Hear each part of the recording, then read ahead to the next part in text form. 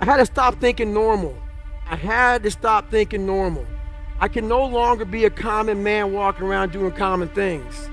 But no one taught me this stuff. It wasn't like I had, I paid a trainer to come train me. Jenny Craig didn't come down and miracle my ass. None of this happened. It was on me. And that's what you have to realize. Everything you do, you may have some support, you may not, but it's on you. You have to make the decision whether you want to be a badass or whether you just want to be mediocre and everything's okay.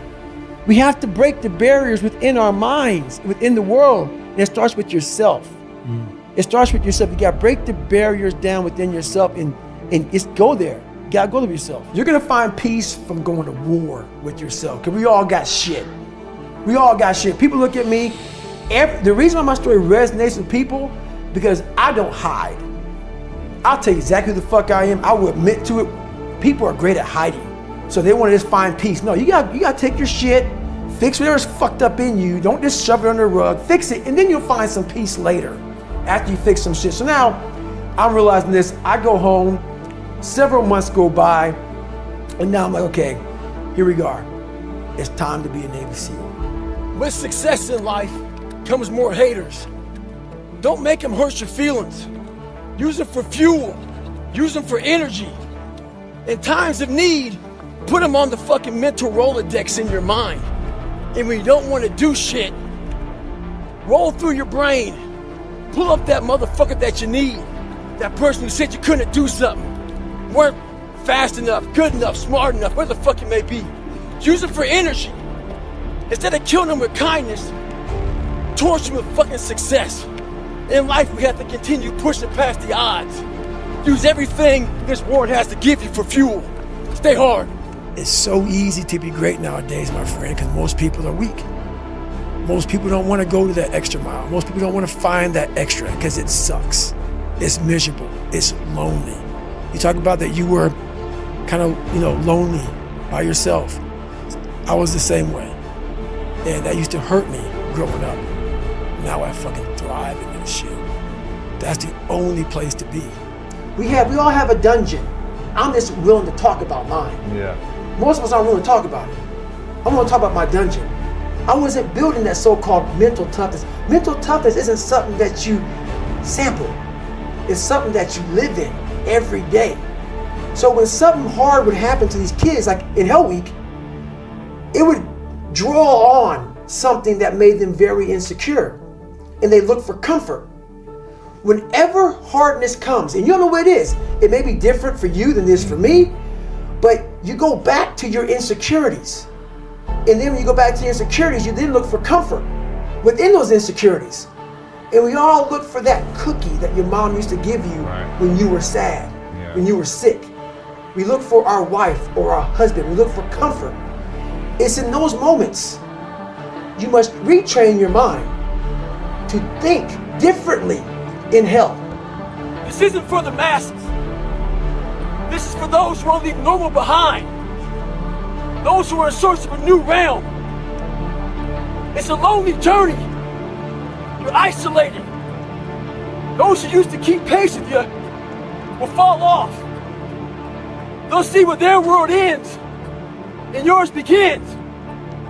Your ability to suffer, endure, outwork must be greater. You must be willing to extend yourself to the limit with no guarantee of success. Every day, you must ask yourself, did I do enough? Stay hard. The physical standard is not what they need to meet. It's a mental standard you must meet in life. So going back to when I was sick, I was hitting the physical standards. I wasn't meeting the mental standard. The mental standard is you must know how far you've come. I had come 8,000 miles from where I started. But if you never know that, you're still in the $7 a month place. When I was sick, I was able to slow it down and reflect back on my entire life. And in that bed, and I thought I was dying, because that story is long, that sick portion of my life is long. I didn't care if I died or lived, because I was for the first time in my life happy and at peace. because I reflected back on where I started. It wasn't like someone came down here and guided me through life. When you figure this out on your own, the amount of pride and dignity and self-respect you have. That's why I walk around the streets with a backpack and just like, I don't need anything else.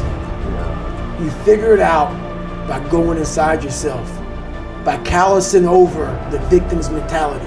You're always a victim, even if you have everything in life, until you realize what you've achieved. This is my life. I'm not that smart. I'm depressed. I have a horrible life. I have these two guys, one guy that, so I became this 297-pound person because it became my body armor. Yeah. Because the inside was a fragile, weak, insecure kid. So I put this big man around it. So when people looked at me, I intimidated them. I scared them. But if they knew the real me, just a little punk. Yeah. I was a little punk kid in a 24-year-old guy's body. So I said to myself, I'm gonna run 4 miles. My first run out the gate, I'm gonna run 4 miles. I ran a mile, I ran a quarter of a mile, walked home, sat on the couch depressed. I said, man, there's no way I can do this. But what I realized though, is I wasn't gonna give up, because I already given up a million times. And I thought about how would I feel at 50 years old if I gave up now? Not to have, so I kept all this stuff in my mind. And basically, I started becoming obsessed. I slowly, it didn't happen that night on the couch. Right. Over a period of time, I started becoming obsessed with studying, with weight, with being somebody, with making people who thought I was gonna be nothing kind of like feel like shit. I became obsessed with, you have to make this right. And the only person that's gonna do is yourself. So I became obsessed with just being obsessed. And that's what it was, man. I saw some guys going through Navy SEAL training, and they were going through Hell Week, and they were getting their ass just beat. In and out of the water, guys ringing the bell. They were suffering. And I was weighing like 297 pounds. And I had to make a change in my life. I was at an all-time low, and I wasn't going anywhere. And I was exactly what everybody said I was gonna be, which was nothing. So I had to make a change. Long story short, what I realized was no one was here to help me. And the feeling I had every morning, I looked in the mirror, was horrible. And I didn't want to feel like that anymore. And how I felt was a kid going nowhere, a kid that was scared. And most kids will accept that and look for help. But the best thing that happened to me, no one helped me. No one felt sorry for me. No one looked at me and said, like this day and age, they'll take you in and they'll tell everybody, stop picking on this person. Back then, they didn't care. Well, life took me somewhere unexpected. I'm unprepared. It's about 6 degrees out here, and I'm underdressed. But guess what? No one gives a fuck. You gotta get the motherfucker in. Sometimes life can really hijack your fucking mind. When that happens to you, you're all fucked up. Your goals, your ambitions, everything is out the fucking window. In life, we all go through different things. Sometimes your girlfriend or boyfriend breaks up with you. Guess what? Get the fuck over it. They no longer want you. Maybe you failed a test in school, you worked your ass off. Guess what? You failed the fucking test. Get over it, move past it. Learn to not let life hijack your brain. At work, you've been working your ass off for that new promotion. You don't fucking get it, someone else does. Maybe they kiss better ass than you do. Guess what? Get over it. Life will hijack your mind if you let it. Don't allow all these things to make you a lesser person. You must own your mind. Don't let life own yours. Get after it, stay hard. I had to figure out I wasn't gonna be a punk kid all my life. So the only way I could turn it around was to suffer. I had to build calluses in my brain the same way I built calluses on my hands. So I broke the Guinness Book of World Records for pull-ups a long time ago, but I failed at it twice. And I did 67,000 pull-ups in trying to break this record. So to do 4,030 pull-ups, I had to do 67,000 for training for that. Wow. And so what I realized is for me to become the man I wanted to become, I saw myself as the weakest person God ever created. But I never blamed God for anything he did to me. So I wanted to change that to be the hardest man ever created. Am I that? I don't know, but you had to have a goal. And my goal when I was sitting there, not going to school, being bullied, having no self-esteem, my goal was the only person that's gonna turn this person around is me. The only way I can turn it around is put myself through the worst things possible a human being can ever endure. And that'd be the only way that I can build this brain to handle anything that comes in front of it, callousing my mind through pain and suffering. Well, my biggest advice to him is that, first of all, he won't like what I say to him, because I'm gonna say the exact opposite of what today's world is saying. So we read a bunch of books nowadays. As humans, we wanna find out how to be someone else. What we don't do is we don't go inside. So literally turn yourself inside out. Read the book that's like we're writing a book every day of our lives, but we never read that book. So what I would challenge this young man or young woman to do is you have to look inside of yourself to see what you really want. What are you passionate about? We use these words and these little phrases of only the strong survive and all this other crap. They're all just fucking words. I get so tired of hearing people just talking. Like right now, someone may think Goggins is just talking. You don't know me. So when I speak from passion, I speak from experience, I speak from suffering.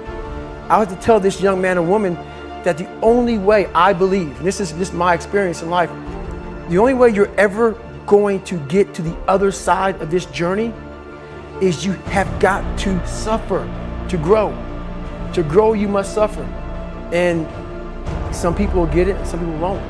But they have to see what their journey is to start their journey. Several people live to be 100 years old. And they have great lives, and they have great kids. Their kids go to college and all sorts of stuff. But somewhere in their life, there was a point where they had a decision to make. They can go left or right on this path. Left was the easy route. Right was the hard route. A lot of people take the easy route. And they had a good life that way, but the better life was going to the right side. And you may have 20 years of pain and suffering to get past it, but a lot of us die never truly starting our journey. And I would tell this young person, you gotta start your journey. It may suck, but it will come out the other side where you're coasting.